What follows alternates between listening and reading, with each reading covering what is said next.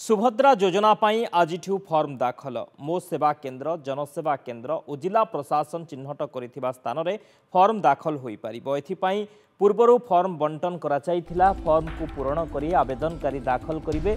Form सहित आवेदनकारी को आधार card रो नकल दाखल करबा को हेबो। कोनोसी समस्या हेले एथिपाई टोल फ्री नंबर मध्य जारी करा जायछे।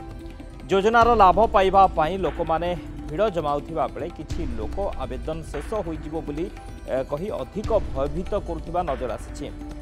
सोमवार उन्मोचित होइतिबा सुभद्रा पोर्टाल ले समस्त प्रकार तथ्य रहिछि। हिताधिकारी योग्यता सेमानंक अधिकार ओइ पोर्टाल ले उपलब्ध अछि। तेबे बीजेपी सरकार निर्वाचनी प्रतिश्रुति पालन करू नथिबारु सबुठी असंतोष लागि रहिछि। राज्य सरकार त्रुटिपूर्ण नीति गाइडलाइन और आवेदन प्रक्रिया जोगु बाद पड़ुछंती लक्ष लक्ष महिला। राज्यर सबु महिला मानंको सामिल करा जिबार प्रतिश्रुति प्रतारणार परिणत होइथिबारु विरोधी सरकार को टार्गेट करिसंती।